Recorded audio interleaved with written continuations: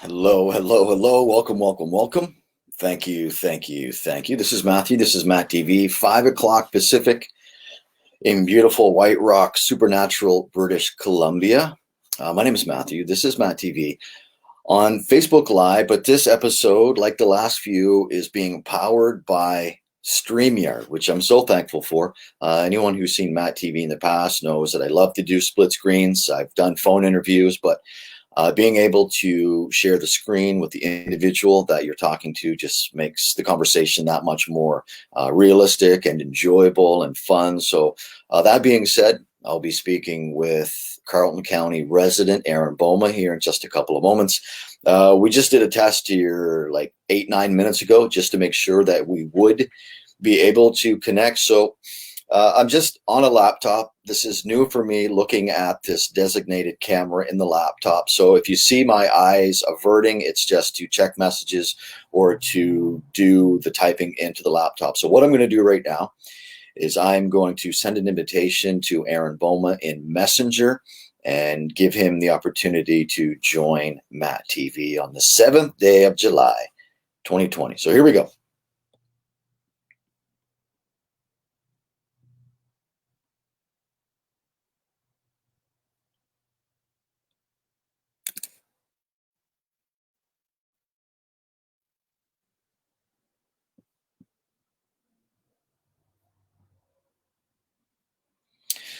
Okay, so the invitation has been sent out to Aaron Bouma, and we will just wait for his response, and then we'll bring him onto the broadcast split screen, and we will.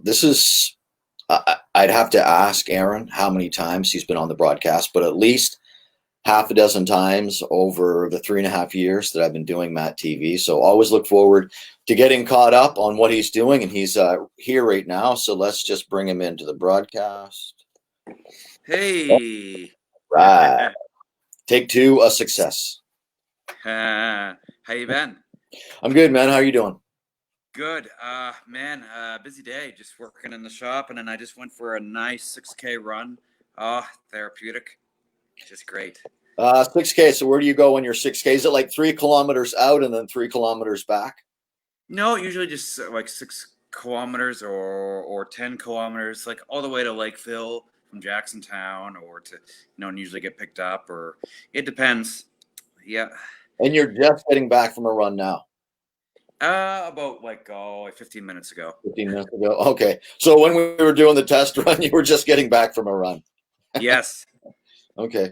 So just after 9 o'clock there's got to be a little bit of daylight there still?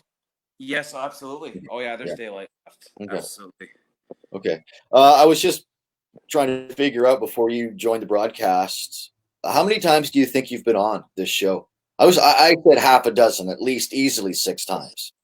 I was just thinking the same thing. I think it's been 6 times since and I've been on the show, and it's been most of the time. I think since 2017, it's been that long, and at least, and so it's been since 2017. So yeah, about 6 or 7 times. Yeah, at least. Nick Moulet, who is the paranormal investigator in Glenview, Illinois, I think he's up to 12. Wow. But not all of them have been, on camera. A lot of it's been through the phone or whatever. So, but listen, I'm glad you could hang out with me for a bit. So you know how I do this. I just went through your Facebook post today, and I just want to give people who have never met you, this is a great way for them to give them the opportunity to go behind the scenes, a day in the life of Aaron. So I've just gone through your Facebook, and we're going to talk about things that you've already posted. All right. Okay, sure. Okay. So the first thing I should tell people, you are a Carleton County military specialist. You're an autism advocate. You're a great guy. So if you want to touch on a couple of those things right off the get-go, feel free to do so. Okay, sure. So I serve as military specialist for Carleton County. What I do is I give war history presentations to schools. Since schools have been out, I've been doing them online. I've been doing a World War II timeline on Facebook and on some other stuff. I've been doing it on different aspects of warfare. I build military models from scratch, tanks, guns, aircraft, and I build them, and I also build some furniture too. My business, Bouma Woodworks, I build things right in the shop there. I will show you a piece, one of my newest pieces after a bit here. It's a Bren gun, Mark II Bren gun, World War II, British military, British and Canadian Commonwealth. And so that's part of what I do. I also do neighborhood watch out here in Jacksontown. I'm very active in the community. I'm an autism advocate. Diagnosed with autism at 3, Asperger's at 12, and then so I have been heavily involved in autism and autism awareness, and certainly so I'm a very active person. I work out, I train all the time. I've done Brazilian Jiu-Jitsu. I'm currently doing Kung Fu. I'm at reps a lot, training a lot. And so, yeah, I'm a pretty busy guy. What are you bench pressing right now? So post-COVID, well, I should say post-COVID, we're in the beginning of the intermediate stage, but we are at the end of the beginning. Okay. Yeah. As Winston Churchill would kind of put it, we honestly, so I've got 90% of my strength back. I have been working out 6 days a week. Even when COVID, I couldn't go to the gym for 3 months. In the gym, everything was shut down. It just since March, and everybody had to, get creative. I was running, and then I did P90X. Was doing Heather Robinson workouts, HIIT workouts, what they call. So my bench is about 90% of where I was. I think it's getting back up there. Mm-hmm. That's my dad. Get that Bren gun off my table. Yeah. Still, it's wooden, as you can see right now. Well, soon it will be painted. It won't look wood. So I was watching the video that you put up about that gun, and I'm curious how many separate pieces are there to assemble that? I'm just curious. So 1, 2, 3, 4, 5, 6, 7, 8, 9, 10, 11, 12, 13. About 50 different, probably 40 different pieces on this one. This one is 40? Not as interesting as some of the other ones. 40, is that what you said? About 40. 40, okay. Well, 30 or 40, give or take. Okay. Yeah. Okay, excellent stuff. We'll have a show and tell at the end, but let's get into your Facebook post. And right off the get-go, this is something recently that you posted.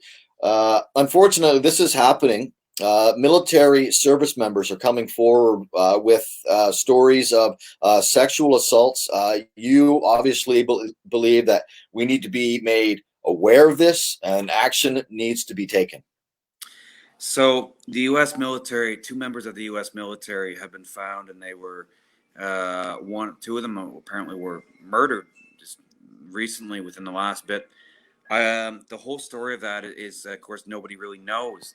But the problem is there's sexual abuse and there's abuse going on in the military, just like there has been a problem in the RCMP and police forces.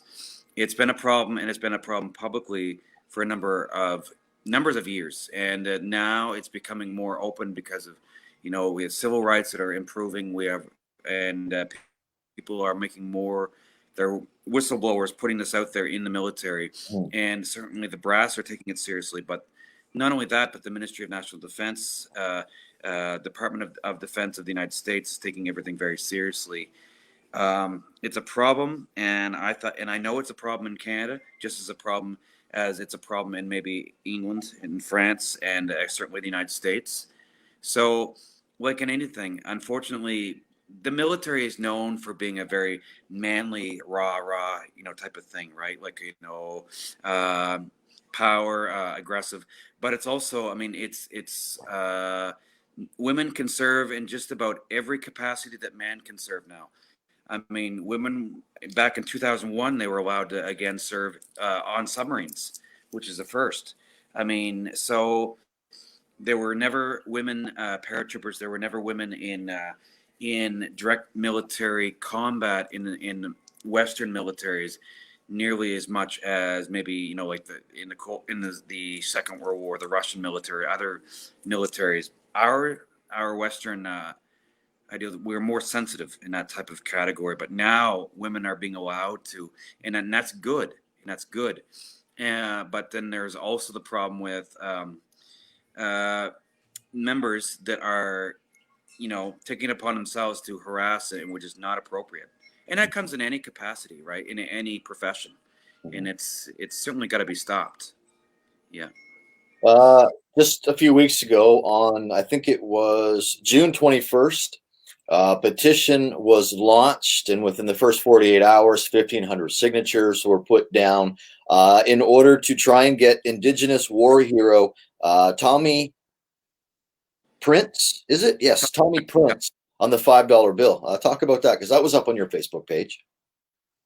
Yes, I shared that. That's really something. He is the most decorated Indigenous war hero in Canadian history, and he was homeless before, and then after his service from even in the Battle of Kapyong in Korea, he was after that war in Korea, he was homeless again, which is unbelievable. It's unbelievable, and he has 11 medals. I mean, unbelievable. The bravery and the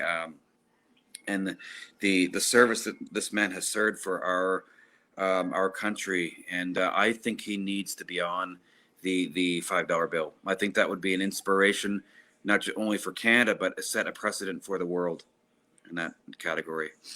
You go live a lot, giving people updates, and I realized that a lot of your live updates have to do with situations, circumstances in Europe, in the Middle East. Why the fascination with letting local people know about turmoil in international countries? So we live in a international community, and even more so with the internet.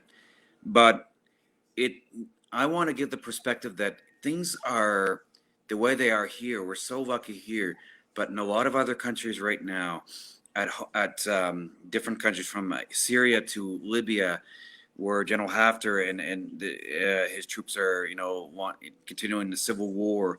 In a lot of countries, and in North Korea, there's no freedom.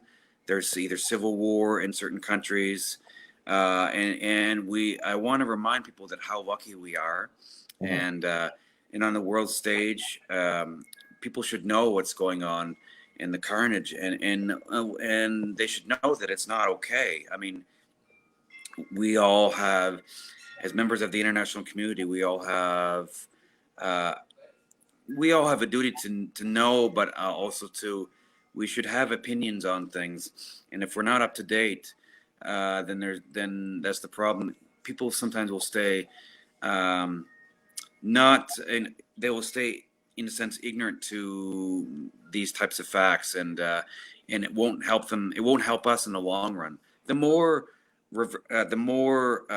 up to date people are in our society, the better equipped our country can be. I think. Exactly, it helps you form better opinions and be more knowledgeable. What's your take on the individual who crashed into the Prime Minister's residence, and what do you think the punishment should be for this individual? Well, that's the thing. And how shocked are you that he is an active member of the Canadian military? That's the thing. Is in some ways I'm not so shocked. The Canadian military, not only the Canadian military, but members of the Republican Canadian military, from conservatives to different party members, are fed up with certain aspects of Justin Trudeau's government, and that would be, from the firearm ban to the cuts to the Canadian military over the time, turning a blind eye to certain aspects of Canadian identity, and I think that people are, sometimes the problem is it's no excuse for extremism, and that extremism will come in with these certain groups. This man could have been part of the what they call it was a different right-wing extremist group. Mm-hmm. But there are left-wing extremist groups and there are right-wing extremist groups, and he might have been part of one of those. It's not directly clear yet, but this man had a motive, and he didn't follow through with it. He followed through with some damage, but luckily enough, the RCMP close protection team that was assigned to Prime Minister Trudeau had captured him at the time after he had surrendered. So unfortunately, being on the grounds. What's that? 2 hours after being on the grounds. Yes. It could have been a lot worse. But that individual got dangerously close to, thankfully, the Prime Minister and his family, not on site, but you can guarantee that they'll be going through their protocol and beefing that up so that doesn't happen again. That's the thing. I think a lot of the close protection detail were with the Prime Minister at the time, and there always is at least 6 to 8 members of his or more at a time with him. And somebody really screwed up as far as the cameras, as far as the security of Sussex Drive. Jeepers! I would be mad. It doesn't matter who our Prime Minister would be that this had happened and protocols weren't followed. And so it certainly was something that is a big concern. Should be a big concern to not just Canadians in general, but certainly to our security establishment. And I know that it is. It's unbelievable. He had 3-4 firearms with him. It's like, what the heck? So, this was it could have been a lone wolf extremist, or it could have been, I'm just wondering if the Prime Minister's residence has a bunker, and if so, and if he had been there, would he have gone into the bunker? Absolutely, there are protocols in place that, whereas just like in the West Wing, there is the presidential emergency command post underground, and that has the capability to connect with the Pentagon and any military force and any other country around the world. The president can run the country down there just like he can run the country in Air Force One. And they can get Air Force One airborne within minutes at Andrews Air Force Base. And so there are protocols in place. Ours might not be as elaborate as America's, but of course, there are protocols in place, and let's just hope that they work. Well, we have our Prime Minister and they have the Bunker King. So let's talk about COVID-19 real quick. Grade the province of New Brunswick on how they handled things, and what are your thoughts on the Atlantic bubble? Now you have residents from all maritime provinces being able to go back and forth. What are your thoughts on that? You okay with it? I am. I think it's a good thing. I think we need to be cautious. For one thing, our Premier, Blaine Higgs, has handled this alongside Jennifer Russell wonderfully. They have done an awesome job. They've done it by the book. They reacted quickly, efficiently, and I'm very proud of them. As part of course, my party is a conservative provincially and federally. They're the guys who I voted for and I helped get elected, and I'm very proud of them. I'm very proud of our Premier and Jennifer Russell, our Chief Medical Officer, for how they've been able to handle the situation. It has not been easy. It's not easy for anybody. And these slip-ups that have happened are not because of the government. It's because of one doctor that had refused to obey the guidelines that we put into place. And I think in Atlantic bubble, I think we're going to be okay there. There are 5 cases in PEI, but again, that's from an outside traveler. We can shut it down real quick if we have to. If we have a second wave or the continuation of the first wave from the States, America is in dire straits right now. Fauci says that possibility of 100,000 cases per day. Possibility doesn't mean it will, but Florida has been 10,000 plus. California and Arizona to Indianapolis, those areas, a very big concern. Well, when it comes right down to it, they chose economy over science. The doctors told them this would happen. And, you had that big surge of numbers, people out on Memorial Day, two and a half weeks later, you see what's happening now. You look at the July 4th weekend where the numbers were, they were doing the exact same thing they were doing Memorial Day. So I guarantee you by the end of July, I think I would not recommend traveling into the States. I don't know why any Canadian would go into the States right now unless it was absolutely necessary. But I personally think we keep our borders closed. And this is just my own personal opinion. But we keep our borders closed to the end of the year anyway. And then we'll reassess. Maybe that might be pushing it. But my goodness, you look what's going on down there. And it's pretty scary. Pretty scary. And I believe that you're correct on that. Unfortunately, like I have family and many family and numerous friends in the States. My friend from Connecticut wants to come up. He's got land here. He's a Canadian citizen. He's got land here right next to me, and he wants to come up. And I said July 31st is the deadline, but it's tentative. I don't think it's possible or safe for Canada to be allowing because of how far this virus has spread in America. I wish we could open the borders. I really wish we could, and but it doesn't look like it's just not a good idea right now. It looks like you were a part of something that was opening up Canada Day. I believe you were at a ribbon cutting ceremony. Were you with Richard Bragdon? Just talk about your Canada Day. So my Canada Day was different this year, as everybody knows. I mean, we had no fireworks in Woodstock. They did have some fireworks in Heartland, but I wasn't there. I went to a conservative event, the opening of the Carleton County office for our MP for the riding of Tobique-Mactaquac, Richard Bragdon, really great guy. We had the opening there that morning, and lots of people were there, and we had just people were driving in to get snacks and whatnot, and a bunch of us got together. We were practicing social distancing and trying our best to practice social distancing, and it's hard. It's hard for that. Yeah. And but it was a really great afternoon, and I know I had a good time, and most of us had a good time, and at least it was something. We were going to have a big fundraiser meal in May, and so many events were canceled, right? So Okay. A couple more things, then I'll let you go. Your show and tell is coming up here in a couple of minutes. But first, you took some video. The River Restaurant just recently had a rib eating contest. You took some video of that. I'm just wondering, have you ever participated in an event where you were being timed to eat anything? Have you ever been a part of something like that? I actually have not done that myself. No. I'm actually, that's one thing I haven't done myself. Getting to see some friends do that it's pretty funny. It's pretty interesting, but I've never done it myself. It was that was a nice event, and I'm glad I went to that. That was mental health is something I feel it.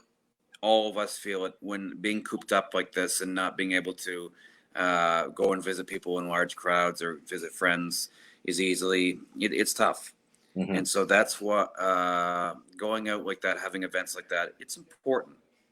And that was fun. I've never done the competition myself. Maybe I should. if you had to, what would that food be that where you could say, okay, time me, I'll eat this all day? What would that food be? Asparagus? Gosh. Oh goodness. I don't know. Maybe jeepers. Maybe. You got 10 minutes. No, you got 5 minutes to eat as much as you can of what? What would it be for you? Pepperoni and cheese pizza, maybe. Okay. Something that you're just completely full after 2 slices. Oh yeah, absolutely. Okay, Aaron, let's do some show and tell. Let's show the audience some of the magnificent woodworking that you're doing. Did you see my post this morning? What I said? I said we were going to be carving out a chat. I thought that was pretty witty. That's good. It's creative. Now I can't. No, am I able to turn this around, or I might have to switch it around like this? All right, can you see it? Yes, I can see it. Okay, there you go. Okay. Wow, that's amazing. So you say that there is at least somewhere between 30 and 40 separate components to this. Yes, absolutely. This is So it's got 5 moving parts. This here, so that's the sights, the pop-up sights. The mag comes off, so the magazine can come right off. Wow. And the barrel can come off as well. I can take the barrel off like in real life. And the bipod can flip up and fold up. Okay. And so it can disassemble, and then I can put it back together. It's great for when you're able to store it, for bringing it to a display, and and being able to use it authentically, as in putting it on and putting it together. So The mags, this go is ahead. a 20 round. Okay. So that's a 20 round. That's a 3-03. So that is, so that's, I fit that in, and it, right out of pine. And that's just so amazing. How much in real life? Now that's, you call that, it's a Bren rifle. Is that what it is? Bren gun. A Bren gun. So what's the weight of it? And like, how much would those actually weigh? And who would be responsible for lugging that around? Is it on a vehicle? Like, how's that work? So these are either infantry based, like you have an automatic rifleman. You have a regular squad will have Lee Enfield rifles, bolt action rifles, and then you'd have one automatic rifleman with a Bren gun, and also so it's a 2-man crude weapon.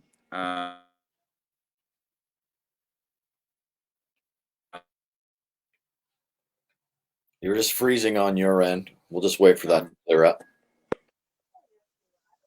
Okay, so it's a 2-man operated system. So you have one man that feeds the magazines, and you have the other who operates the weapon and fires downrange. Okay. Shooting distance. And it's fitted on a bipod, or a what they call a Mark II tripod. So, and you can have it sit for and go up and down for anti-aircraft, and you can fit it on what they call a Bren gun universal carrier, which is a kind of it's an armored vehicle that is you can get inside of it. There's no top to it, but there is. It's kind of like a half pillbox vehicle, and you can have another weapon called the Boys anti-tank rifle, which is an anti-tank. It's a bigger bullet. It's like today they'd call it a heavy caliber sniper rifle, but it's meant for like medium tanks, hit tanks and stuff like that. And then these would be fitted in there for suppression of. It's basically an earlier variant of an infantry fighting vehicle. Okay. So, yeah. That's amazing. So, and that there's no, you're not putting pencil to paper and drawing any of that out. You're just pulling that out of your mind and doing it like that. Is that how you do that? Like, so I look at anything, like sketching it. Yeah, I'm drawing it out from a picture. I'm looking at pictures and I'm drawing it out piece by piece to make sure I get it. And then I'm looking and I just draw some, and I'm drawing it out, cut it out, draw it out, cut it out just by looking at it and then looking at the picture. And then I know how long I want it to be, which is 45 inches, 45.25 inches, which is the length of one. And so then I draw out the magazine and then I cut that out. And then put the pieces onto that, and then you've got the round in here, and then that fits in, and then that fits in here, and just want to do that gently, and then that fits in there, and then so step by step, I have to look at the side of it, and then How many hours got into that? This one is, I think it's about 24, 25 hours or more. I think it may be up to 30 hours. Okay. Awesome. Amazing stuff. Let's end the broadcast by allowing you to give your own business a plug where people can go. I saw that you're making garbage bins. Talk about that and just let people know what you're doing with those talented mitts that you have there. So, Bouma Woodworks, I build anything from military models, tanks, guns, aircraft, warships. I'm also building an aircraft carrier right now for somebody, a miniature aircraft carrier, HMCS Bonaventure. So warships, anything you want, just looking at pictures from scratch. But I'm also building like anything from shelves, garbage bins, storage bins, building picnic tables, and at Bouma Woodworks on Facebook. And so I'm doing this, and I'm doing it with reasonable prices. I get the wood, cut it out, put it together piece by piece, and I'm doing the what I'm doing as far as the shelves and the picnic tables. I'm doing from plans, so those are measured plans. Okay. What I do with the models, I do it out of the pictures and out of my head. I do the plans for like the tables and stuff. I get them online and I look them up and then I cut it out and I've cut out the dimensions I need, and so anything that people want, I can build. I've got all pretty much the equipment that I need: sanders, band saws, scroll saws, table saw. So, and yeah. Does anyone ever say, Aaron, I'm kind of torn between having you make me a picnic table or a tank? Yeah, sometimes. Yeah. Sometimes. Well, Yeah. I've got a lot of veterans that want different things, like, something that they used to use in the service, something that they used to use or their grandfather used to serve on, like a bomber, World War II bomber, like Hillary Hargrove, Basil Hargrove, that served on a Lancaster. I get different items like that, and then I have the contract right now for Department of National Defense, where I'm building 6 aircraft. I've already built the first one, and that was sent. So now I'm hoping the next one that I build will be the Cyclone helicopter. So I got to build a helicopter next, hopefully. But like a lot of things, COVID, even D&D crew, Department of National Defense crew right now are out of the office because they're not doing their regular jobs. With the global pandemic, people have switched roles.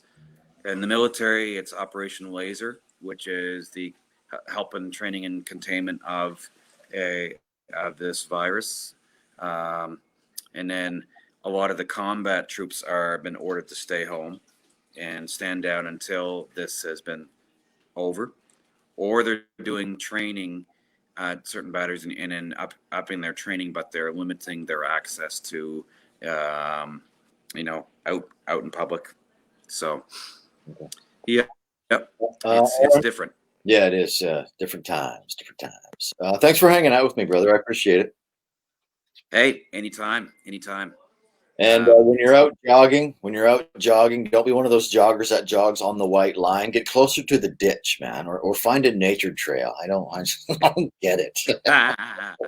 Yeah, I like to jog on the side of the road, and when cars are coming, I'll go right into right into the gravel, and then I'm pretty aware of things. And now, when you run, do you run so that the traffic is coming towards you, or do you? Yeah. You always run facing traffic, yeah? Yes. Yeah, because just so I know and just so I don't get blindsided, it's like anything like if you're anything like in this kind of situation where you're in a car, where your blind spots are, right? Where you're right in behind and he's coming in right in behind you. And that's almost like similar to other things in history. And then suddenly you turn and then you slide right into him.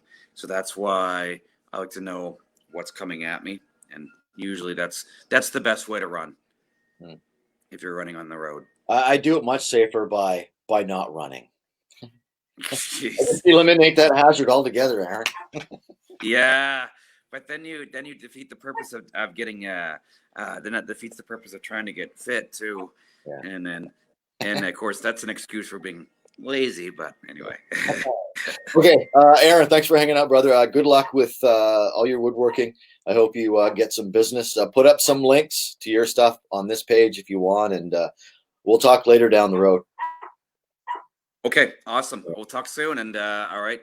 I got to get to more military stuff, and then I might watch some TV in a bit. And I'll talk to you soon, Matt. Okay. Be safe. Thank you. Okay. Thanks. All right. Okay. Bye. And just like that, the click of a mouse, he's gone. Aaron Bouma, love that guy. I don't know. Should I keep going? I'm just looking at the clock. 35-minute show. 35-minute show. I should be able to bring you up to speed on what's happening with me in the next 5 minutes. I won't keep you here more than 5 minutes. Aunt Una, welcome to the broadcast. Tom, StreamYard, the best thing that's ever happened to me on Facebook Live, aside from it being Facebook Live. Just effortless. And I was going to ask Aaron. I don't think Aaron even has StreamYard. I'm just on the StreamYard website. It's synced up with the MattTv page, and it's golden in my own world. Okay, let me bring you up to speed on what's happening in my life, and then I'll let you go, and you can go about your business. But it's a beautiful sunshine night. There's no sunshine at night, but there will be night in a bit. But the sun is still shining. It's about 17 degrees, clouds looming over the Woodstock area, thunder showers possible for tomorrow. I don't think, Nathan, that Facebook Live has had the split screen option in quite a while. Now, that being said, I've always done my shows on my phone, so I don't know if it was just on the phone that you couldn't do split screen, but Tom McNicholas, who is watching the broadcast right now, told me about StreamYard. There are people who are doing their shows on StreamYard. But not only can you do a split screen, I do have the opportunity. I could share this screen with 10 other people. Wouldn't that be a masterful feat of reporting if I could have 10 people on here, 9 people, 10 including myself, and just interview everyone? That would be Guinness Book World Record type stuff, man. No, not really. Okay, so let me bring you up to speed. I'll just tell you what happened to me today, and that'll be enough. Woke up this morning just after 5 o'clock. I had a 6:30 EGG examination. They hooked up 26 electrodes, 26, 27 electrodes to my head, checking my brain waves. Those results will probably 2 or 3 weeks down the road. Speaking with my doctor today about the results of my EMG, which is where they hooked up the electrodes to my arms. I have been diagnosed with a mild case of tendonitis in both arms, so they are recommending that I get some wrist splints. But the timing is okay because, unfortunately or fortunately, whichever way you want to look at it, I'm not working right now. So I will not be using my hands and my arms as much. So again, the timing could be okay, but diagnosed with mild tendonitis in both arms. So that's not good. I'm not too thrilled about that, but at least I can take a break, which just drives me more to wean myself eventually completely off of physical labor and just make money off of this. When I open my mouth and the sound that comes out of my mouth, that's what I'm passionate about. That's what I want to make money at. I want to tell stories. I want to do commercials, narrations, you name it. That's what I want to do. There's no physical labor. No physical labor unless you think, unscrewing the mic stand and raising the mic up and down is physical labor. So anyway, and coming up on August 10th, and I'm just telling you about today, just bringing you up to speed on my health, and you can tell me about your health if you want to. I don't know. You might want to do it in a private message. August 10th, I do have a scheduled MRI. Quickly, came back. I was back in the White Rock area, back home by 8 o'clock. Really quick procedure. Went down to the beach. I spent a half hour, 45 minutes just watching this huge, beautiful eagle scouting fish as the tide was going out in Semiahmoo Bay. And I watched this eagle take off, swoop down, grab this fish, eat it, and then just fly back to the branch and chill out and wait for its next meal. Magnificent. Earlier this morning, on my way to the doctor's appointment, I was driving up King George Boulevard doing the speed limit. There was a small murder of crows in my driving lane. They didn't get out of the way in time. One of the crows bounced off the front of the vehicle. I don't think I killed it, It didn't fly up over the vehicle. It didn't go under the vehicle. I think it just kind of, I helped it along, but I could definitely hear this crow hitting the front of the vehicle. I've yet to see a crow who can take off and go from 0 to 70K in like 2 seconds. It's not, why didn't you just go sideways? He wanted to race the car and he lost. So that happened. And this, I went to the beach today. And I was having some coffee. And as I was finishing my coffee inside this coffee house, looking at the White Rock Promenade, I can see a White Rock bylaw officer walking briskly west on the promenade. And I know he's seeing something and he's going to write someone up. You know that's what's happening. A few seconds later, he comes upon a man and woman and their unleashed dog. Dogs have to be on a leash. From where I am, I can see the dog running around. I can tell that this dog isn't on a leash. These people are about to get a ticket for not having their dog on a leash. The next thing you know, the man who owns the dog, his arms are flailing in the air. He is like he's losing it on this bylaw officer. Next thing you know, the lady is screaming at the bylaw officer. The bylaw officer is just like, whoa, relax. The owner of the dog just threw his arms in the air and left. I don't know how it played out, but I'm now walking towards this situation and I run into my neighbor who works down on Marine Drive. So now the both of us are watching this very sad situation unfold in front of us. I told him if he gets caught watching what's going on, he might have to provide witness statements. I don't know if anyone was written up. I guess if you are confronted by a bylaw officer for something that you're doing that you're not supposed to be doing, you can just throw your hands in the air, yell, walk away, and it'll be okay. Oh, it was so funny. So funny. Okay, I'm going to wrap up the show here. What are we at? 42 minutes. Another 2.5 minutes, I'll be out of here. The reason there is no flag behind me, whenever I've done MattTv, if the flag is here, it's behind me, it's part of the set. It's currently in transit on its way to Fredericton, New Brunswick, and then it'll make a stop in Nova Scotia, and hopefully we'll make sure that it gets back out here for the BC long weekend, which is the first weekend in August. I don't even want to start. I can hear Zorro barking somewhere. I don't even want to start thinking about August long weekend as we're just creeping into July. You've probably seen this on my Facebook page. I did a show with Donna McInnes on Sunday. She is an independent consultant for Norwex Canada. I will put a link up to that page on this show. If you're interested in getting chemicals out of your house, cleaning products for yourself, your vehicles, for every aspect of your life, Norwex Canada, tremendous catalog, 250 plus products to choose from. It's microfibers and water, microfiber cloths and water, and it's good. Okay, I'm going to roll out of here. Tomorrow, the weather looks okay. The plan is to roll into Vancouver tomorrow, hang out with some DMFK. DMFK tomorrow, and probably this time tomorrow night, maybe closer to 8 o'clock in the Alberta region of Canada. My mother and father will be touching down to spend a couple of weeks in Pincher Creek.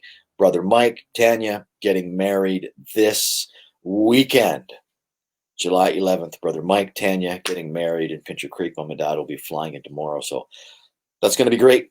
Okay. 44 minutes into a broadcast. That's going to do it for me. Again, thank you to military specialist, Carleton County resident, and all-around great guy, owner-operator of Bouma Woodworks, Aaron Bouma. Go to his webpage. He's just phenomenal stuff. That I'm so glad that we were able to do the split screen and he could show me this Bren gun that he's been working on. Just amazing, and a super nice guy. So congratulations to Aaron. All the best. Stay safe, be healthy, and we'll see you back here on MattTv in the very near future. Okay, that was fun. That's going to do it for me. My name is Matthew. This is MattTv. Now and always, from sea to sea.